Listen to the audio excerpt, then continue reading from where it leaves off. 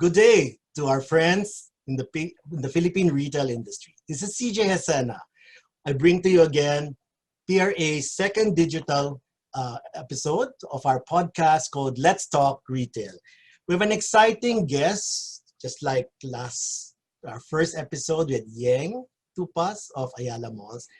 We have another industry leader with us. And I'd like to introduce him to you by starting off. I met him about 10 years ago. He was the one behind the Megaworld Lifestyle Mall. He grew that business, and now he's the Chief Executive Officer of Alliance Global Group Incorporated. It's one of the Philippines' biggest and diversified conglomerates, which is into food, real estate, gaming, entertainment, restaurants, and he's overseeing many things now, not just retail. He's overseeing strategic planning, financials, operations, external affairs, and he's the representative of the company to various local and international functions. He's one of the country's youngest CEOs, and he's been awarded People of the Year in 2018 by People Asia magazine. On a personal note, he was my ex-boss. Ladies and gentlemen, let's welcome Mr. Kevin Tan. Hi, Hello, CJ. Kevin. Hi, Kevin. Good afternoon. Hi, CJ. Good afternoon. Always a Okay. pleasure to see you and talk to you. Likewise, it's nice to catch up, even Nice to virtually. catch All right. you. Right. Let's start off first on a personal note. Mm, I asked you mm. this one. I've always wanted to ask you. Did you feel the pressure of following in Dr. Andrew's footsteps, being the eldest son? Um, I mean, of course, it's always there. No, my father has obviously set the bar very, very high. And there's strong expectation, within the family and even within the organization to carry his vision through and even also chart maybe even a new vision for AGI. So obviously all those thoughts definitely continue to resonate in my mind. But it's good that he personally, my father personally tries to keep the environment light, and he's very understanding, and so is the organization, and kind of allows me to, yeah, like I said, charter our own course. Also, encourages new ideas and new thinking, especially in this day and age. The pressure, if you think about it, is there, but I think the atmosphere is very progressive and very conducive naman for progress. Yeah. I'm happy you answered that very candidly because a lot of our members in the PRA are second or third generation family members already, and they also feel the pressure or Mm, of the people who've started the business. Now, I mm. met you 10 years ago and I used to work with you, and you've made many transitions from there. I met you, you were the party Mm. boy, and now you're such a family man. Tell me more about this journey of yours. Yeah, you're so right. You met me when I was not yet married, right? Yes. Yeah, no, I mean, it's been an interesting journey. Somewhat like the journey within my career. I started, as you know, in my career, I started as selling condominiums. Yes, yes. Then I went into doing malls. And that time I was still single. And then, you know, uh, I remembered that. When I started, it was I took over basically from Miss Gurley Taylor, who was Yes. handling Eastwood at the time. It was, I think, around 2003, I believe, no. And after that, I focused on, again, still single. I was still focusing on building up Eastwood, and then we built Newport, and then Forbes and then of course you came in, and we built the very successful Lucky Chinatown Mall, Oh, okay. um, and then McKinley Hill. And I think my work life what has happened with my work life is I started malls, and then they started just adding more work to my plate, no. And so, I remember that all of a sudden, I was already assisting Emperador with their global acquisition, Right. and then and I remember that time I was tasked to talk to the media, talk to investors about our global acquisitions. Then later on, my role in Megaworld also expanded. But what I'm saying is that I guess when I transitioned away from the mall and into more strategic work, little less of the on the ground stuff and more the strategic work, I think that's also the same time that I got married, and also life kind of, I wouldn't say slowed down, but it basically changed, no. So I guess I'm just saying it's medyo nag-sync yung ano, no, the personal life and the work life kind of, and eventually uh, in sync together. Okay. What was your learning when you were selling condominium? Because you were giving out leaflets, right? I Yeah, remember yeah. that story of yours. Illegally in other people's malls.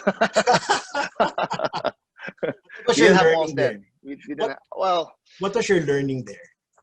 uh, you need to be very patient. It's hard to make a sale that time. It's not easy. I remember I was I started working. That was right after the Asian economic crisis, because I started graduated around about a few years after the crisis. So real estate sales hadn't really picked up yet, and I was also doing part of that while I was still actually studying.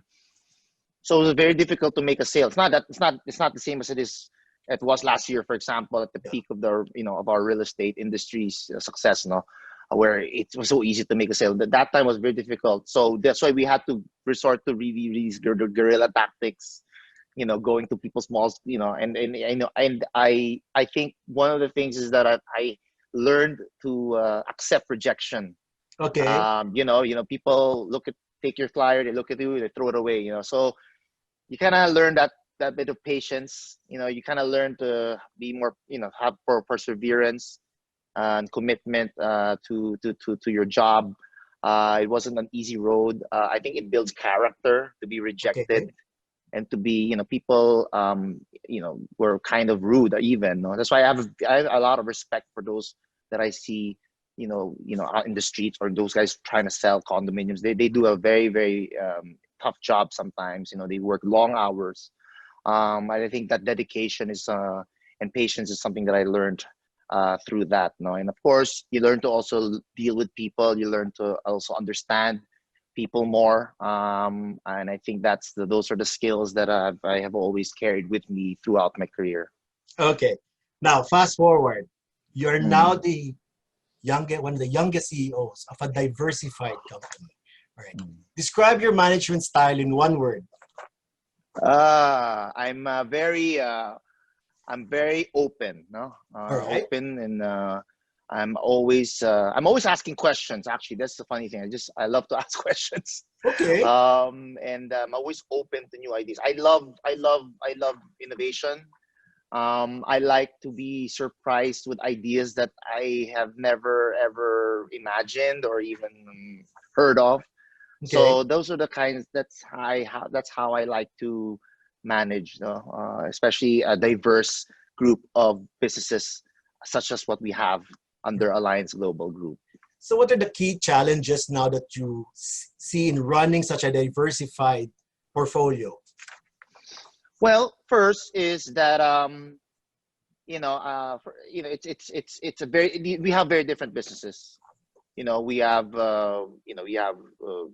we're in real estate, as Yes. Megaworld, mall business, townships, offices, etc. Hotels. We're into tourism. We're huge in tourism. We're now the largest hotel operators in the country.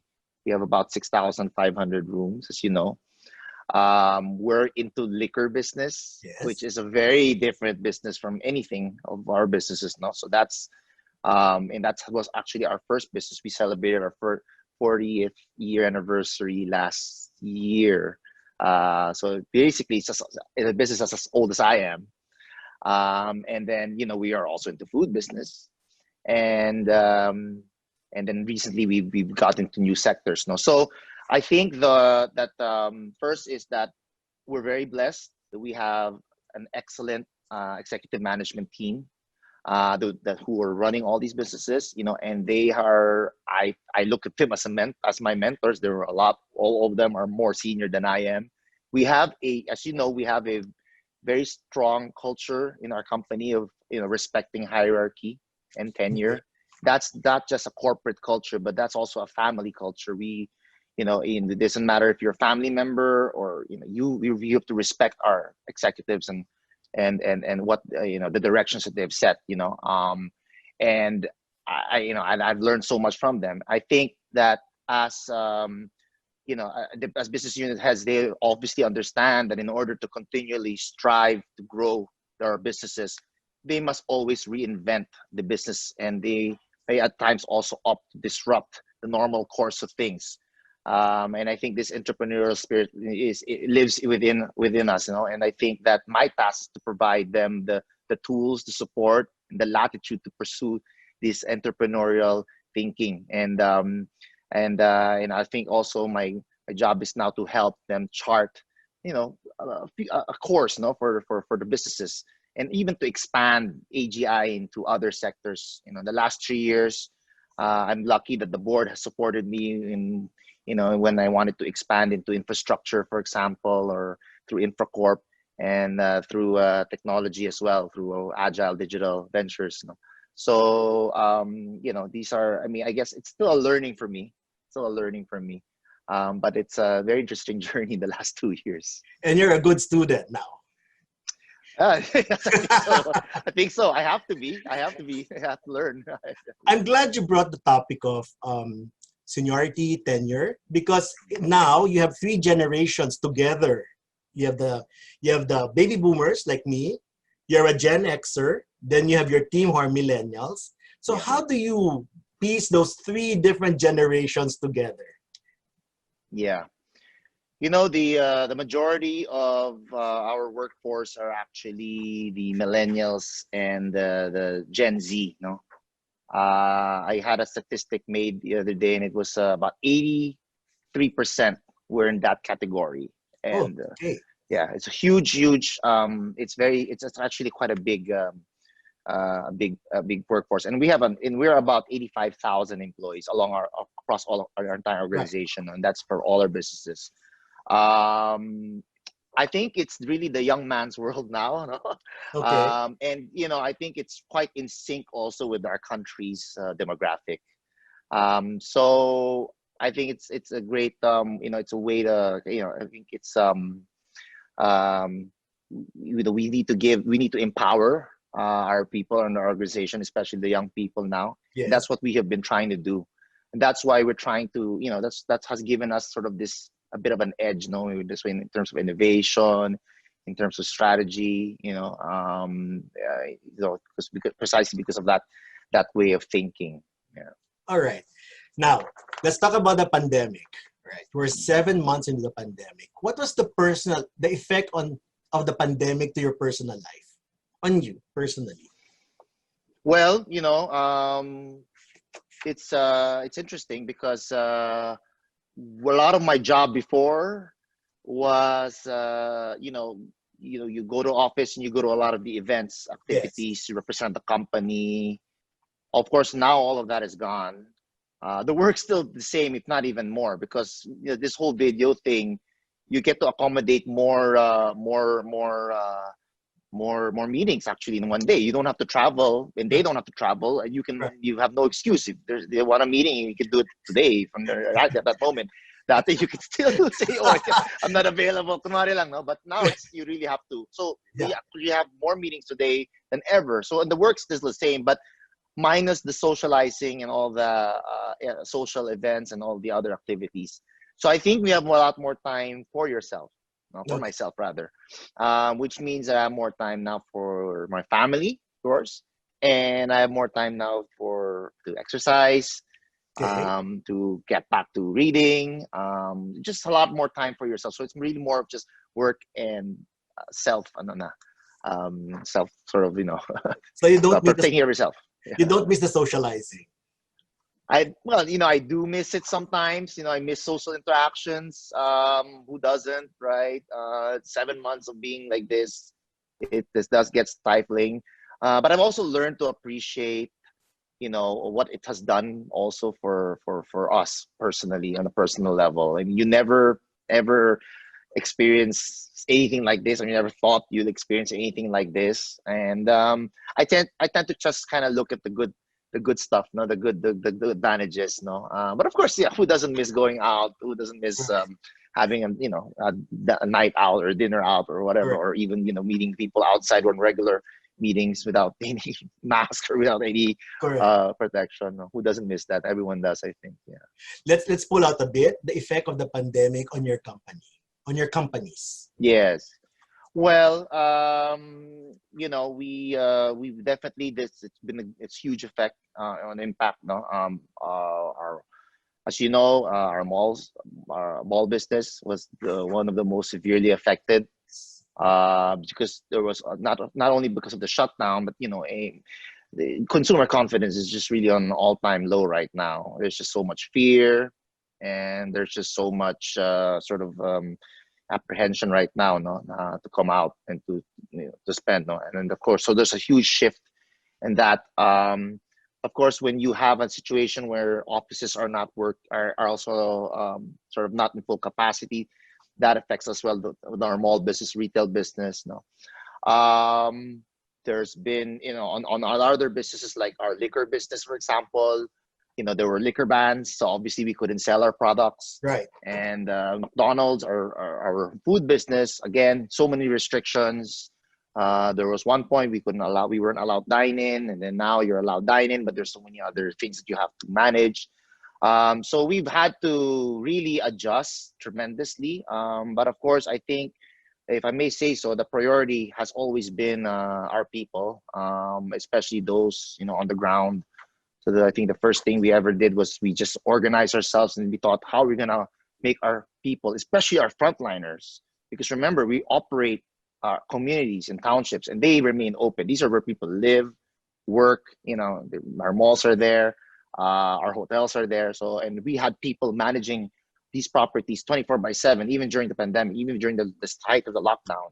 So the first priority is, how do you keep our people safe, and what safety protocols do we put in to also keep our customers, our community, and our stakeholders safe? And that was the number one priority in everything that we do, in all our businesses, all our facilities, all our stores, all our production facilities, all our malls, all our townships. Yeah. But did you see it as an opportunity for innovation? Yes, definitely. I did. I mean, I think, we've been making a lot of investments in innovation actually as far back as 2018, when we launched iTownships. And that was an initiative to bring our townships to the next level in terms of building smart homes, creating connectivity, and using technology to make things more seamless. No, so we invested a lot in that. We've invested in a lot in other tech companies as well. We also invested in an alcohol delivery site called boozy.ph. We did that 2 years ago. And we've also invested in an home improvement app, where you can order you can have cleaning services now, especially for COVID. We can do a COVID clean in your homes, and Okay. laundry. That's called goodwork.ph. We did that as well last year. And then of course the latest one is this. We have a new venture called Agile Digital Ventures, which is a new company, and we had actually now also launched a new app that we started from scratch called Pick-A-Roo. So I think all of these investments have really, I think now has really paid off, and we're starting to really see the benefits, of these investments. Yeah. Let's talk about your latest investment, Yeah. Pick-A-Roo. Oh, nice, nice. I downloaded it. Now, what made you get into Pick-A-Roo? Okay. It's a funny thing. It's so the story of Pick-A-Roo is we actually started that last year, even before the pandemic. So the time that we did this, we thought we did see shifts in customer behaviors in our malls. It was, but it wasn't, people were still going to the malls, but we were starting to see a small percentage of people going in there and just shopping, browsing, and then buying things online. It wasn't a huge number. Most people, I would say 8 out of 10 were still buying stuff and Okay. transacting inside their malls. But there were maybe 1 or 2 out of 10 who would go in there and maybe browse and buy. Yeah. So it wasn't big enough to alarm us, but we thought, well, if that's the shift, it can only get bigger. So we said, let's prepare ourselves. So around late last year, um, I had teamed up with with the group with a co-founder who was also a part of another app before, no, and then we conceptualized this concept wherein we wanted to enable first and foremost our retail partners first, no. There Okay. was no urgent need, as I mentioned at the time, because it wasn't Yes. really a huge shift, but we just wanted to be prepared. So we developed the concept, which is, we wanted to enable our physical stores, no. So we started developing the concept, the brand, the app, the technical side of it, and then we started building up the team. No, obviously this is not just technology. This is an entire team. We have a company that employs about 60 people, and we have more than 2,000 riders under our group. No, so we of course have to set that up. And so as we were doing that, boom, biglang COVID came, Yes. and I think that just expanded our purpose a lot more. No, so I decided, I think this is not anymore just going to be for just our own tenants or our retail partners. I mean, we need to expand this to everybody. And so the purpose now has become, we want to help. First is we want to help all retail partners. Now we want to enable all the physical stores. So one of the things that we're looking at is we only want to work with those with physical stores. So first off, we don't work with resellers. We Okay. don't work with those who import stuff on their own. Basically, you got to be registered with the DTI All and you right. got to be paying your taxes. So that's one of our rules. We only want to work with that. So in other words, we want to work with people with stores that are employing people. Okay, so that's the first thing. Also, and we feel that because the transition was so difficult, we're not just in a delivery app. We're here to really help you transition into this to the new normal. No, I know a lot of this pandemic really caught a lot of retailers and restaurateurs by surprise, and Yes. a lot of them were left kind of not knowing what to do next. We are offering a solution. So what we do is the experience, we actually help them not just migrate to the online space. We help them with their packaging. We help them with their product selection. We have an in-house nutritionist actually, because we try to Oh, we're very okay. big. We're very big on food safety. We want to make sure, and we're very big on food quality as well. Because when we deliver the products, we want to make sure it looks nice, that the people get it, it's warm. So we give a lot of advice. We have a lot of learnings from our hotels, so we actually apply a lot of that with our retail partners. Aside from that, we give them a lot of analytics. No, Okay. we Okay. also help you manage your store. Like, oh, sometimes some of the bigger retailers, did you know that you're always out of stock of this particular product? Maybe you didn't know. Well, we're telling you because you're getting a lot of orders of this product. You're always out of stock. Maybe we should do something about it. So, we give them a lot of we give them a lot of advice in that respect, and we give them a lot of advice also on like where their market is coming from, who Okay. they are, what their age is, etc. No, so that's something we give them. And now we're also now looking beyond just delivering. We're now, the app is also constantly changing, so we're now thinking of ways of how to bring customers back to your stores. No, reservation system, things like that. So that's the really to be the transition already of our app. And guess what? It's all for free. It's not meaning if you're the tenant, unlike if you go Yeah. to a mall, you have to build your store. Yeah. This to join us, you don't have to invest anything. It's for free, and we take care of everything, and we basically handhold you through everything. Now that's on the merchant side. Yes. Of course, the app was also built for consumers, and mind you, a lot of people, like I said, only 2 out of 10 people were really going online. So that means 8 out of 10 people before COVID were not even using these apps. So Yeah. you got a lot of newcomers, new people who are basically now being forced to basically now go to use technology when they were not even meant to do that. So we had to make sure our app was very easy to use. If Yes. you'll use it later on, you'll see our number of clicks is very little, Yep. very easy. You know, it's very user friendly. It's very easy to Yes. read, Yes. very easy to navigate. Because you have to also mind that there's a lot of people that were forced into this situation. I don't want to be ordering. Personally, I never even like to order food online, but because I'm stuck at home, I have to. Right. And mind you, have to. And then you're forcing people to use these kinds of technology. So we have to make it very easy for them. So that's the strategy really for Pick-A-Roo. You know, we made it easy for both our merchants and retail partners, and as well as our customers to migrate into this new reality. I'd like to have a few more seconds on Pick-A-Roo. The analytics. I had it in my notes about analytics. Given you operated for the past 2 months, if I'm not mistaken, Kevin, what have you seen as the user base for Pick-A-Roo? What are the age groups? Where are they located? Yeah, Uh, still that still part. very yeah, still very young. Our original target market was 25 to around 35, you know, but we've seen that the target market has actually stretched to all the way to 45. So we're getting a lot more, you know, more mature users, you know. I think we're also getting quite a demographic. We're also getting like an older demographic, you know, especially for our grocery section, you know.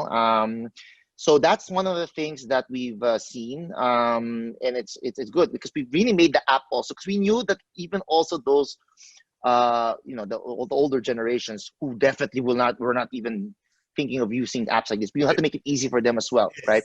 Yes. So that's none. Number two is our basket size is quite high, so we're now figuring out that it's actually you know, it's generally an upscale and a very premium market that we're attracting. Of course, later on we're going to be introducing more options in terms of food, so we're going to have a more diverse market. But I think right now it's quite a big. We've noticed that our market is quite premium, which is, you know, very much aligned also with the positioning of our lifestyle malls. So those are some of the learnings from this. And if you look at the app, it's very much curated. We're very selective. We Yes. don't accommodate just anybody. We're very careful. In fact, actually, we always try to test if, you know, if the delivery quality of your food or your products, because we want to make sure that, you know, that it lives up also to the standards that we have set for ourselves. No. But we work with everyone. In fact, I think next week we're about to launch. I guess I mentioned the Robinsons brands. We're working also with some of the SM brands. Bench Group, of course, is one of our already one of our Vendors. retail partners, vendors there. And then you know, we're working with a lot of food operators as well. We're gonna start also delivering appliances soon. So it's an all-in-one app of sorts. Yeah. I even saw farmers market.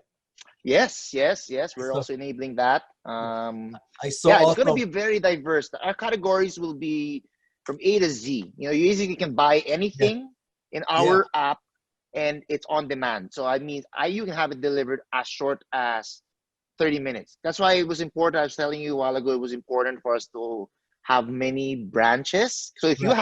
if you're a retail partner or a vendor with many branches, we love that. We love Okay. that because we onboard all your branches because we need to be near customers to be able to deliver fast. So it's why we like those with a lot of branches and a lot of reach. Yeah. Kevin, you know what caught my eye also here is all these small brands. You have Yes, developmental brands here also. yeah, yeah. SMEs. Is there a Yes, we do. particular reason you're bringing them into Pick-A-Roo? We have a small allocation for SMEs. But I have to tell you, we're also very particular who they are. So they you know, like the malls, they present and they have to show us how the product is, and it has to be we have to be we call it Pick-A-Roo approved. Um, And we feel that these SMEs will be, they either have only one outlet somewhere, or they're just about to enter a mall, and basically these SMEs they are all, tax compliance. We're very Yes. careful. We make sure that they are BRR compliant and they pay their taxes. That's one of the various requirements. But we also try to use the platform to promote new players, because during this time there's going to be huge shifts, no? People, there will be people who come and go, and there will always be new guys coming off when the dust settles. So uh, we look at this as a way of kind of discovering. And as always, even with our when we as we manage our lifestyle models, we're always looking for the new Right. guys out there, new things. Right. I think this is just one of the ways we're able to find them. My last question for Pick-A-Roo. My last question Yeah, be, yeah, why a sure. unicorn? Why a Ah, unicorn? yeah, we toyed with the idea of many. First, this unicorn is cute, no? Yeah. It's a kid. We wanted a brand that was that could resonate with children, because when in this home life now, we all know the real bosses, the real influencers are the children, no? Okay. So we thought, it's got to be something that the kids like, no? The Yeah. kids will resonate, no? And the unicorn is such a it's a whimsical character, Yeah. and it's so uso now, no? That's number one. And we wanted it to be like your buddy, a guy who can the will unicorn helps you with your shopping, with your giving you advice for what food to eat, so we wanted that, no? So that's why we chose the unicorn, and it's fun, no? And it's cute. So that's really what it is. We went through, to be honest, we had many runs, no? We debated quite a lot internally on what to use, but that was one of the that came out to be Yeah. the overwhelming winner. The cute unicorn. Okay. I see the excitement that you have for digital, but let's step back and talk about your original platform, which was malls. Yeah, Do you think, two questions for that? Do you think malls will be irrelevant in this country? not at all. Not at all. I think malls will continue to be, our, you know, places of interest, our most favorite place to be in. I think we're just going through a very big transition right now.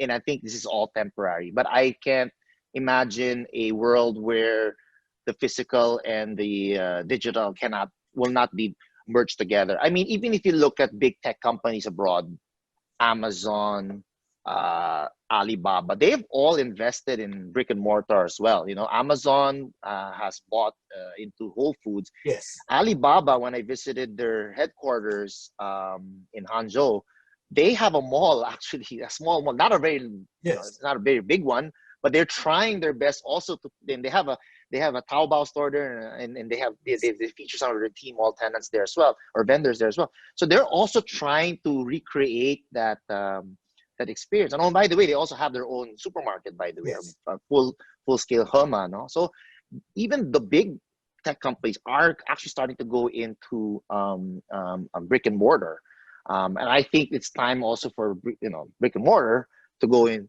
the tech. And I think I can see a world where both will actually be sort of be working together hand in hand. I don't think one can thrive without the other. And now in the Philippine context, like I said, malls have now become more than just a shopping destination. Like, and when we started, we created the lifestyle mall. I don't know if we created it, but we definitely were one of the first to do the lifestyle mall concept. It's a mall that's not really dedicated just to shopping. It's malls for entertainment, malls where you can meet your friends and have a night out. Not so malls that are not extremely huge, but just right for the community. I mean, those are the things, and I think that's going to be the way for the future. And I think that malls will continue to be that. No, of course, after this we get through this this pandemic. Okay, let's talk about our retail partners. What are your thoughts on the key traits for merchants who will survive this pandemic? I think during this time, those retail partners or retailers that can demonstrate an extreme amount of flexibility, will definitely, recover faster. I think it's time for the retailers, to maybe diversify their products and services, or if they're already diversified, maybe spend some time to really study which parts of their business are more resilient than others, then maybe pivot towards that in a big way, or sort of refocus in a big way. I think there's still lots of pockets of opportunities out there, but it's up to you have to discover it. Secondly, I think that there's also a lot of creativity that has to happen during this time. Remember, everything is sort of on a reset now, so you can pretty much start from scratch. So there's a fair bit of reinvention and reimagination that needs to come into play.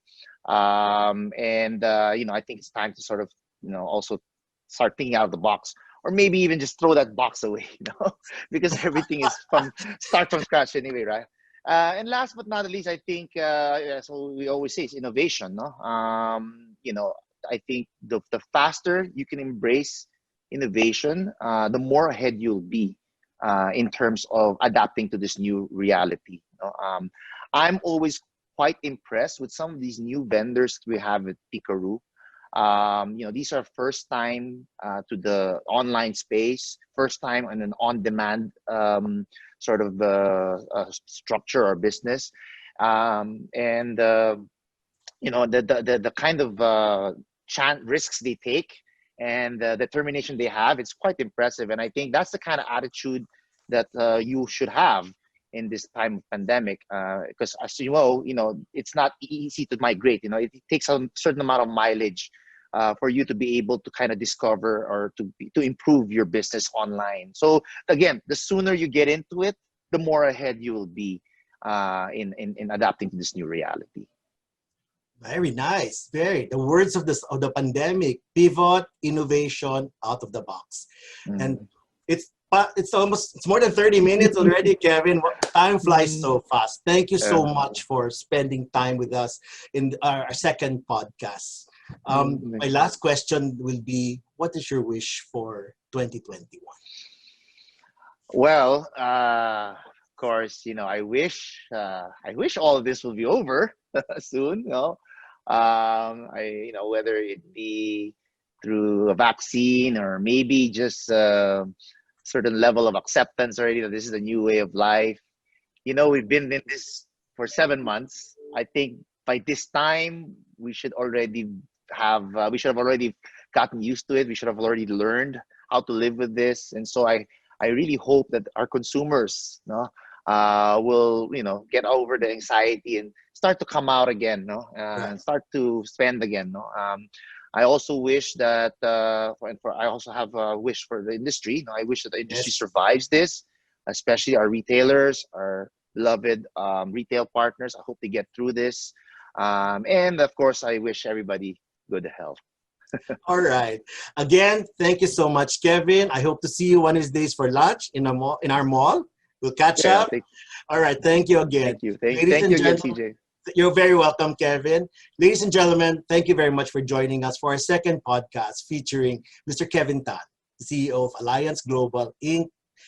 He's been very good, generous with his insights, and we're preparing now for our third podcast, and we'll see you then. Keep safe, everyone, and have a good week ahead. Bye.